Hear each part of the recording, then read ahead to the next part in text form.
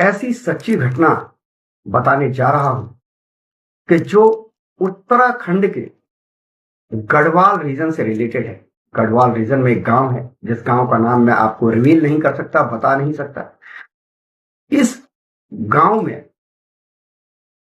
एक लड़की रहा करती थी जिसका नाम था वर्षा। वर्षा शहर से पढ़ लिख कर वापस गांव आ गई थी और जो खेती बाड़ी में अपने माता पिता का हाथ बटाती थी, मतलब वैज्ञानिक तरीके से, साइंटिफिकली, ताकि वहां पर जो उसका गांव है, उसका परिवार है, वो सब आगे तरक्की कर सके।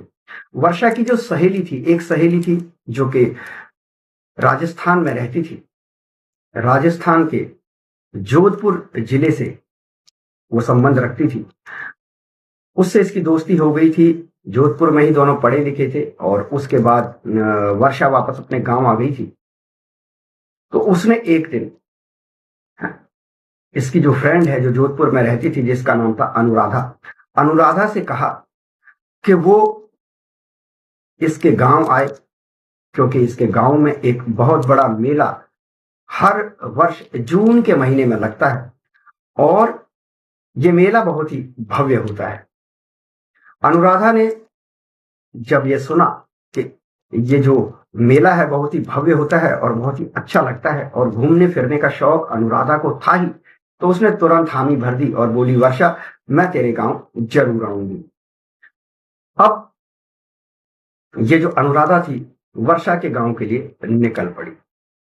2 दिन के सफर के बाद ये गढ़वाल पहुंची और उस गांव की ओर बढ़ी।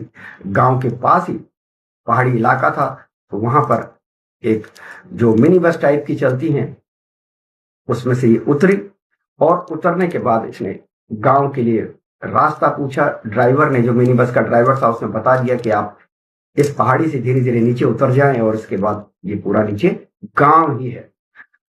अब अनुराधा नीचे उतरी, धीरे धीरे संभल संभल कर उतरी। गांव पहुंचते पहुंचते इसको शाम के 4 बज गए थे। अब पहाड़ों में मित्रों 4 बजे के आसपास ही सूरज छिप जाता है। पहाड़ जो है चारों तरफ से घेर लेते हैं पूरे गांव को, यानी एक तरह से डार्कनेस सी आ जाती है। ये रास्ते में अपना बढ़ रही थी। मोबाइल का जो संपर्क था, कभी कभी नेटवर्क आते थे, कभी कभी नहीं आते थे, तो इसने कोशिश करी कि वर्षा को फोन लगाया जाए, लेकिन नेटवर्क नहीं आ रहे थे। तो इसने क्या किया, ये आगे बढ़ने लगी। सामने इसे एक औरत दिखी जो कि लाल कपड़ों में, जो खेत होते हैं साइड में, सीढ़ीदार खेत होते हैं पहाड़ों में, वहां पर खड़ी थी। तो इसने सोचा कि इससे मैं पूछ लेती हूं एड्रेस। अब इसने उस औरत से पूछा, सुनिए, मुझे इस गांव में इस जगह पर जाना है, और वर्षा का नाम बताया, उसके माता पिता का नाम बताया। उस औरत ने इसकी तरफ जब देखा और जब इन दोनों की नजरें चार हुई, यानी अनुराधा ने जब उस औरत की आंखों में देखा, तो ये भय से कांप गई। ये बुरी तरह से डर गई, इसके रोंगटे खड़े हो गए, क्योंकि उसका चेहरा बिल्कुल था ही नहीं। उस पूरे चेहरे पर न नाक थी, न होठ थे, न पीछे जो दोनों कान होते हैं कान भी नहीं थे। सिर्फ जो आंखें थी वो भी भयावह, डरावनी, स्कैरी। ये तुरंत इसने अपनी नजरें नीची की और वहां से आगे निकल ली। आगे जाकर इधर उधर इसने पूछताछ करके वर्षा के घर में ये पहुंच गई। गर्मियों के दिन थे हालांकि, लेकिन पहाड़ों पर गर्मियों में भी सर्द मौसम रहता है। और ये गांव कुछ ऐसा ही था कि यहाँ तो, क्योंकि वो मेला घूमने गई थी जून के आसपास, तो मेले से 2-4 दिन पहले पहुंची। वर्षा को उसने ये घटना जब बताई तो वर्षा ने कहा कि कोई बात नहीं, ये सब होता रहता है। अब हुआ क्या, रात के समय दोनों फ्रेंड्स ने बातें बातें की, अपने माता पिता से भी वर्षा ने अनुराधा को मिलवाया और एंजॉय किया साथ में। और रात में जब सोने लगे तो अनुराधा और जो वर्षा थे एक साथ सोए, अलग अलग पलंग पर, एक ही कमरे में। अनुराधा जैसे ही सोई तो उसे वही औरत अपने सिरहाने पर खड़ी दिखाई दी। अनुराधा एकदम से उठ गई और उसने वर्षा से कहा कि वर्षा, वही औरत अभी मेरे सिरहाने पर खड़ी थी। तो वर्षा ने बोला कि अरे ये तेरा वहम है, ऐसा कुछ नहीं है, सो जा, चुपचाप सो जा, और अगर तुझे ज्यादा डर लग रहा है तो उसने एक जो लाइट होती है वो लाइट जला दी। लेकिन लाइट जलाने के 5 मिनट बाद ही लाइट चली गई और फिर वर्षा ने उठकर एक जो लालटेन होती है ना, लालटेन जला दी, लैंटर्न जिसे कहते हैं, वो जला दी। अब उस लालटेन की रोशनी को देखते देखते अनुराधा की कब आंख लग गई उसे पता न चला, और उसे ख्वाब में, सपनों में वही लाल कपड़ों में जो औरत थी, भयानक चेहरे वाली, दिखाई दी। एकदम से 1:30-2 बजे के आसपास अनुराधा फिर उठ गई और चीख मारने लगी। वर्षा उठी। वर्षा ने कहा क्या हुआ? तो अनुराधा ने उसे जो भी सपने में देखा था उस औरत के बारे में वो बता दिया। अब क्या हुआ मित्रों कि 2-3 दिन बाद, 2-3 दिन ये ऐसे ही परेशान रही, सपने में से कुछ ना कुछ वो औरत किसी ना किसी बहाने से दिख जाती थी। मेला शुरू हुआ, 3 या 4 दिन के बाद ये मेले में घूमने लगे। मेले में, क्योंकि रात में मेला शुरू होता था 7 बजे के आसपास और 10 बजे के आसपास खत्म हो जाता था, तो मेले के टाइम में एक अलग रौनक रहती है गांव में। बाकी समय पे तो 7-8 बजे ही पहाड़ों में सन्नाटा हो जाता है। अब मेला घूमने जब ये गए तो इसके दिमाग से भी वो चीजें निकल गई, वो जो औरत थी लाल कपड़ों वाली। लेकिन इसी मेले में वो से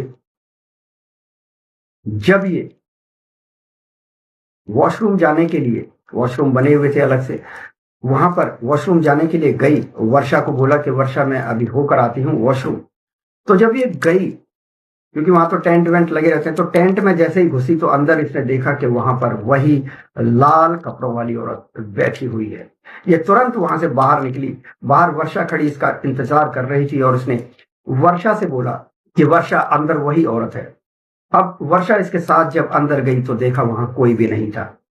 इसके बाद अगले दिन ये वहां से वापस आ गए मेले से, और अगले दिन एक गांव के जो बड़े पुजारी थे मंदिर के, वहां लेकर वर्षा और उसके माता पिता अनुराधा को लेकर गए, और उन्होंने ये बताया कि इसके ऊपर एक चुड़ैल का साया आ गया है, और उस चुड़ैल की एक खासियत है कि अगर उसकी नजरों से नजरें कोई मिला ले तो फिर उसका बचना नामुमकिन है। यह सुनकर अनुराधा और ज्यादा डर गई। पुजारी ने कहा कि हम कितने ही उपाय कर लें, अब कुछ हो नहीं सकता। तो अनुराधा डर गई बहुत ज्यादा और वो थर थर कांपने लगी। वर्षा और उसके घर वालों ने उसे ढाढ़स बंधाया। अब अनुराधा कहने लगी कि नहीं, मुझे मेरे घर छोड़ आओ, मुझे मेरे घर छोड़ आओ। जब बहुत ज्यादा जिद हुई तो वर्षा और उसके पिता अनुराधा को उसके घर तक, जोधपुर तक छोड़ने गए, जिसमें 2-3 दिन का समय लग गया। और एक दिन जोधपुर आकर, यानी अपने घर आकर, अनुराधा काफी कंफर्टेबल महसूस कर रही थी, उसको काफी राहत मिल रही थी। वो फिर से उसने अपना रूटीन में काम जो अपने घर का था वो शुरू कर दिया था। ऐसा करीब 7-8 दिन चलता रहा। लेकिन एक रात शीशे के आगे खड़ी होकर अपने बाल संवार रही थी, तब उसने देखा कि पीछे से एक औरत, जो कि वही औरत थी, लाल कपड़ों वाली औरत, लाल जोड़े वाली औरत कह सकते हैं, वही औरत थी। इसने तुरंत पीछे देखा तो कोई नहीं था। इसने डर से कांपते हुए अपना मोबाइल उठाया और इसने सबसे पहले किसी को फोन नहीं किया, अपने घर वालों को फोन नहीं किया जो बाहर ही रह रहे थे। कहते हैं ना, विनाश काले विपरीत बुद्धि। इसने वर्षा को फोन किया। वर्षा ने, नेटवर्क मिल गया उस समय, हालांकि पहाड़ों में नेटवर्क इतना मिलता नहीं है। वर्षा को फोन किया। रात के 9 बजे का समय था। वर्षा आराम कर रही थी। वर्षा ने पूछा क्या हुआ अनुराधा? तो इसने कहा कि वो औरत अभी भी मेरे घर में मौजूद है। और इतना कहने के बाद ऐसा लगा, वर्षा को ऐसा लगा कि जैसे उसका यानी अनुराधा का जो गला है वो धीरे धीरे दब रहा है, यानी घुटन की एक फीलिंग जो आती है ना फोन पर कि कोई सामने वाला बोल रहा है और उसका दम घुट रहा है, इस तरह की कुछ फीलिंग वर्षा को हुई और थोड़ी देर बाद फोन डिस्कनेक्ट हो गया। वर्षा ने तुरंत ही ट्राई किया, फोन कॉल बैक किया, सब कुछ किया, लेकिन कोई फायदा नहीं हुआ। और उसके बाद जब उसने अनुराधा की माँ को फोन किया, अनुराधा की माँ को फोन लगाया और सारा वाकया बताया, तो अनुराधा की माँ तुरंत ही अनुराधा के रूम में गई। कमरा जो कि अंदर से लॉक था उसको खटखटाया। अनुराधा के पिता ने भी और उसके भाई ने भी मिलकर दरवाजे को तोड़ा।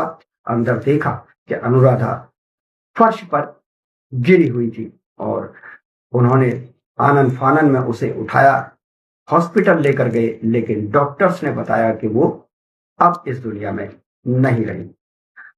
तो मित्रों, देखा आपने किस तरह से हम कभी कभी न चाहते हुए भी ऐसी एंटिटीज, ऐसे सायों के प्रभाव क्षेत्र में आ जाते हैं कि फिर हमारा बच पाना मुश्किल होता है। आशा करता हूं ये सच्ची घटना आपको पसंद आई होगी। हमें इस वीडियो को ज्यादा से ज्यादा शेयर कर दें और हमें एक लाइक दे दें। मैं फिर हाजिर होता हूं आपके सामने एक ऐसे ही सच्ची घटना के साथ। नमस्कार।